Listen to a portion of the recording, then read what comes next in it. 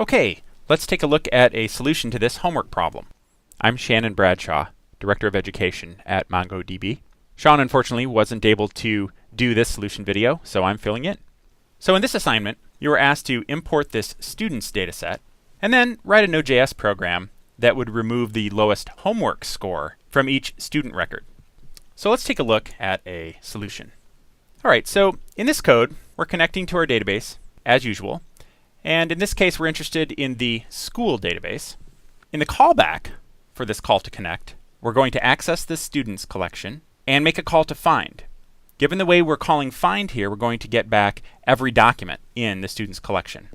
We're going to call each, thereby passing each one of those documents one at a time to this callback. The first thing we do in this callback is simply look to see whether we've reached the end of the record set. And if we have, we're going to set this cursor closed variable to true. We initialized it to false up here. We're going to use this later in the code to determine whether or not all of the asynchronous updates to the database have completed and whether it's safe to go ahead and close the database connection.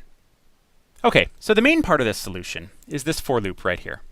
In this loop, we are going through all of the scores in the scores array for the document.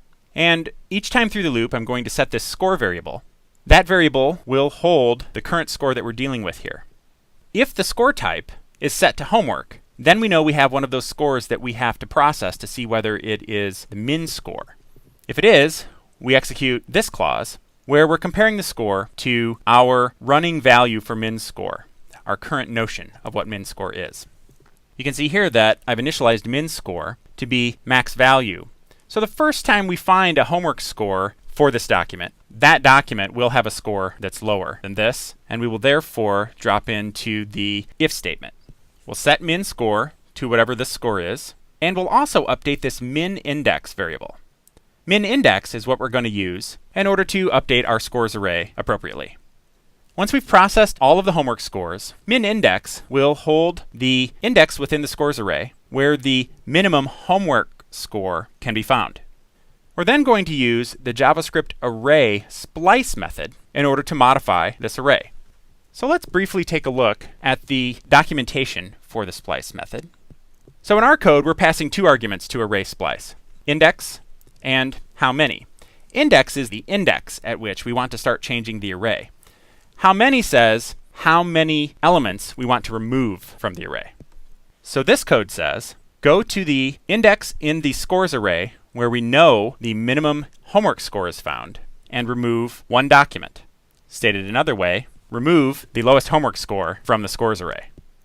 So to wrap up this callback, what we need to do then is actually make a call to update so that our change to this document, the change we introduce right here, will be pushed out to the database. Here we're making a call to update, and the query document that we're using to identify which document in the database we want to modify contains simply the ID for the document object that we've just changed. All right, we pass the updated document, and then we pass this callback. The main responsibility of this callback is to simply decrement outstanding updates, and then to check to see whether both the cursor is closed and, having done that decrement, we're now down to 0 outstanding updates. If we hit this condition, then we know it's safe to go ahead and close the database. So let's run this code. And I get a number of statements saying I've updated one document, one for each document in this collection. All right. Then let's start the Mongo shell. I want to use the school database. And then let's execute that example find query that we gave you in the homework description. Okay. And you can see that we're seeing for this student the same 3 scores that were presented in the homework description for the student with ID 100. Okay, so now let's find the answer that we're looking for this particular homework assignment. And to do that, we submit this aggregate query like so.